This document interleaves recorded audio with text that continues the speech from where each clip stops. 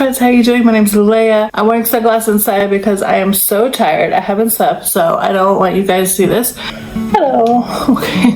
Today we're going to learn all about Rosh Hashanah, all the secrets, all the spiritual insights we want to learn to make this day more meaningful. This last year has been extremely difficult, to say the least. The hardest year for Jews since the Holocaust. And everything is written for the future year on Rosh Hashanah. So last year, 11 days after Rosh Hashanah was October 7th. What happened? The horrible things that happened.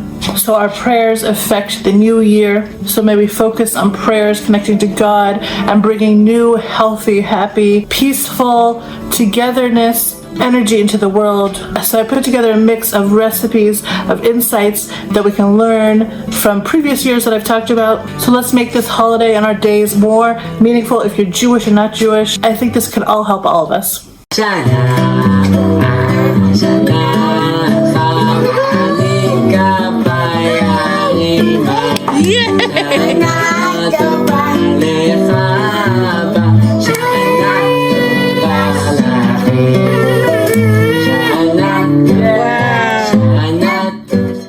Shana Tova, I'm Leah, I'm a Jewish Orthodox mom living in Israel. I'm originally from California, moved here a while ago, love it. So we're going to talk about what Jews really do on Rosh Hashanah and the 5 mitzvahs, the commandments that God gives us on this day. Okay, so Rosh Hashanah means it's a new year, but guess what? There's 4 new years in Judaism. So what does that mean? That we are all about renewal. We have to renew ourselves all the time. So what are the other ones? Okay, one birthday is Tu B'Shvat, the year of the trees. And Rosh Hashanah is also the new year. One is Pesach, Passover, the new year of the Jewish people who came out of Egypt for rebirth. But did you know that in Judaism also there's a new year of animals? It's on Rosh Elul. We just had it. And it's like a modern day reminder of human relationships with animals. You know, animals can provide humans with companionship, food, clothing, and so much.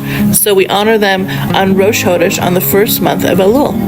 So here we are at an organic farm in Israel, and here we can celebrate animals and how they help us and how we help them, hopefully every single day.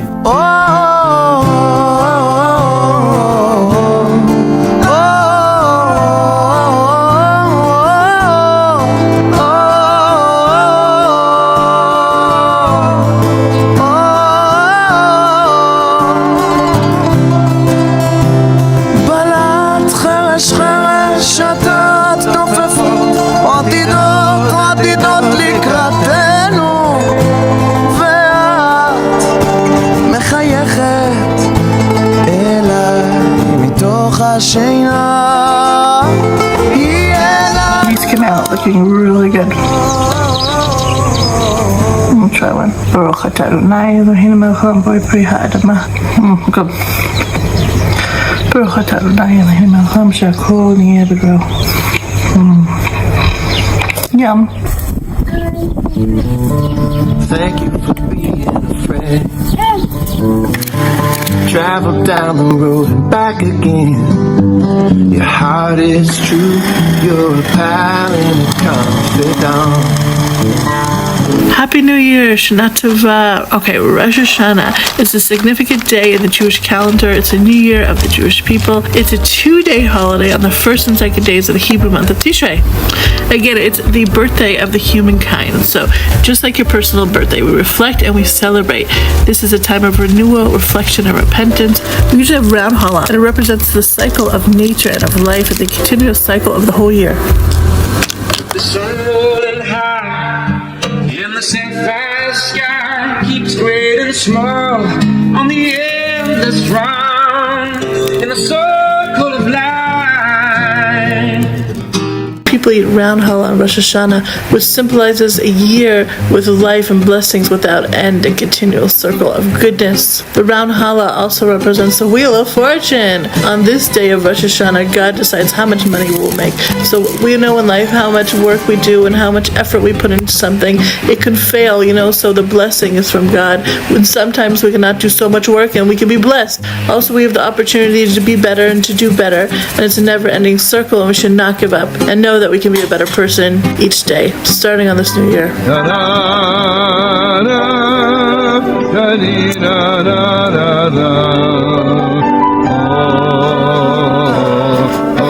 So I've been doing art ever since I was very little, and so I create art for different Jewish items or everyday items. This is a challah cover for Shabbat.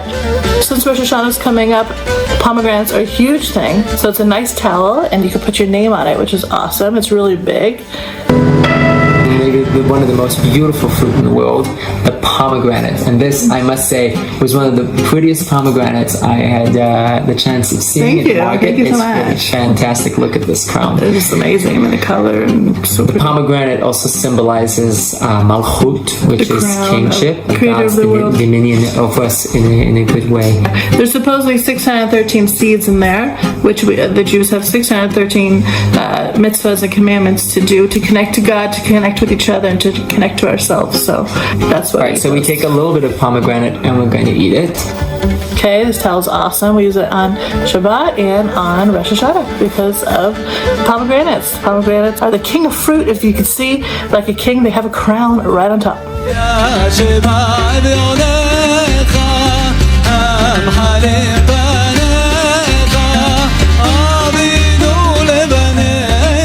And we have a matching table runner for this. We use it for Shabbat, and we could use it for Rosh Hashanah, and it's just so pretty and nice. It adds a festive touch to your Shabbat or holiday table. Also, people can give it as gifts, which is so much fun to receive a meaningful gift in the mail. Also, this is something I drew on my shop. It's scarves for Rosh Hashanah and every day to cover your hair or your shoulders.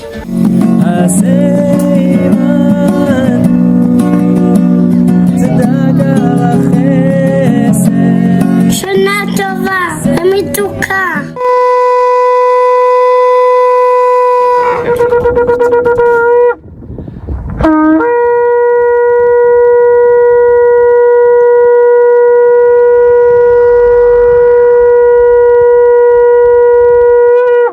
How to blow a shofar, what to do, secret spiritual reasons of why we blow the shofar on Rosh Hashanah and all the time. It's one of the secrets Jews have been doing for thousands and thousands of years since the beginning of time. Okay, class on shofar. Let's do it. Kids, I have a surprise for you today. Can you guess what it is? שופר. Oh, yes, you're right. It's a shofar. The shofar is made of a horn of a kosher animal.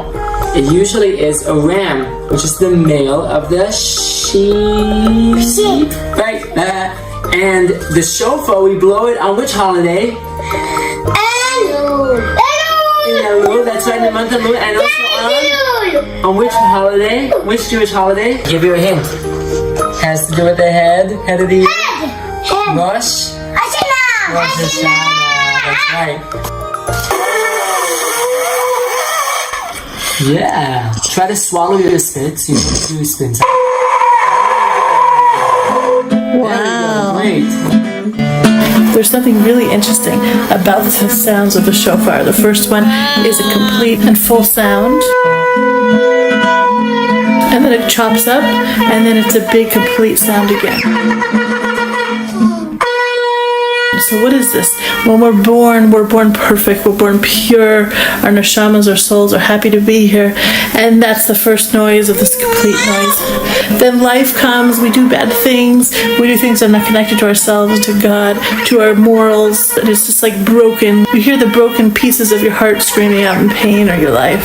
But then the last one is a sound of completeness, of a long sound of our soul and our heart and our mind coming back together again. It is possible. This is what it's about. This is what Judaism teaches, that everything we go in life, everything we go through in life, the pain, the happiness, the ups and the downs, the sicknesses and the health, everything at the end is for a purpose, is for our life purpose, and our soul is complete again. So when we listen to this loud last sound, we can feel ourselves coming back together again.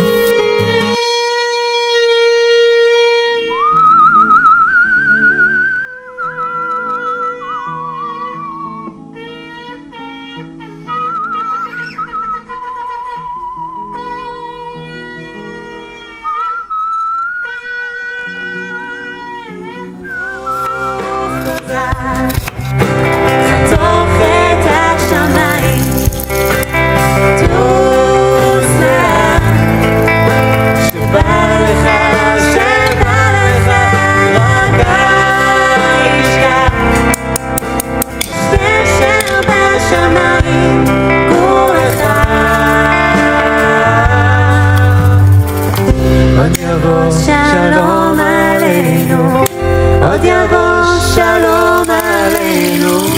עוד יבוא שלום עלינו ועל כולם. So a little bit more about the shofar. It echoes through time, through our history, from the beginning of creation and our creation. We are taught that when we're born, God blows life into us. And so blowing of the shofar and breath and everything is so essential to us in our lives. So we're reminded when we hear the shofar of our life. So on Rosh Hashanah, the birthday of the whole world, it's a time that God can blow life into us again. So we can just think about this when we hear the shofar. We also have our holy text describing our ancestors using the shofar to communicate with God, with warriors, and when they were working in the fields, they would blow the shofar to mark fasts and the seasons of joy. The shofar sound can unify the whole world, and the shofar is a powerful instrument for prayer, meditation, changing the world, and music and transformation within all of us. So when we close our eyes and hear the shofar again, may we imagine that God is blowing life into us and giving us energy, love, and everything we need in our toolbox to have an amazing, sweet new year.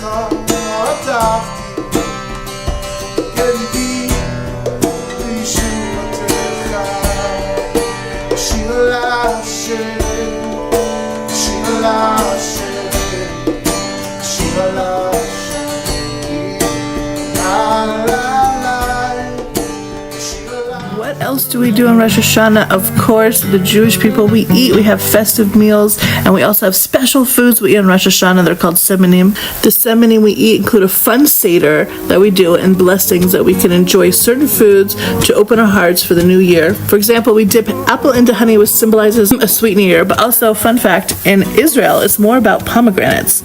שנה טובה לכל עמל בניר וגם במלט שנה טובה ומתוקה לכל ילדה וילד.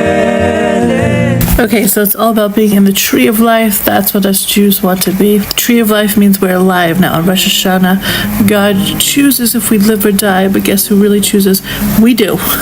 With our emotions, everything. You know, in Hebrew, the word avar means past, and avara means a transgression you made, something bad you did. So I'm sure we all know if we live in the past every day, we can have so much resentment and heartache. Oh, look, this person did this to me. This is so horrible. This is what happened to me. But if we take that pain we have and know that this is exactly what God wants from me right now and wants me to learn from it and help people, what if we did not live in the past and we lived in the now? Wouldn't our relationships be so much better? I mean, can we just let go of everything holding us back from connecting to ourselves and everyone around us? So that's what this new year is about. The new you.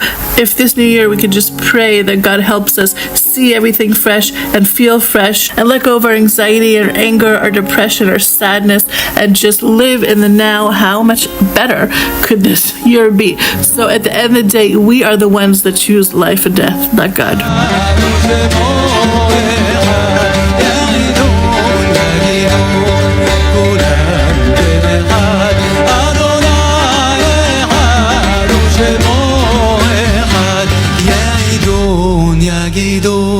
כולם כאחד אדוני אחד ושמו אחד יעידון יגידון כולם כאחד אדוני אחד.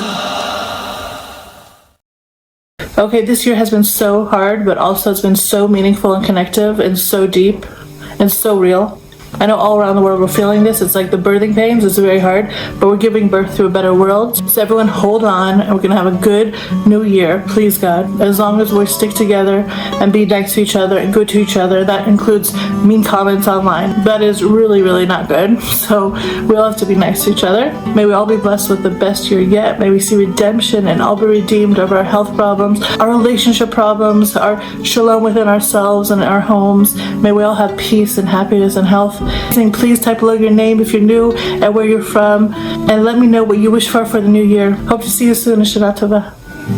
Return to what you are, return to who you are, return to where you are, born and reborn again.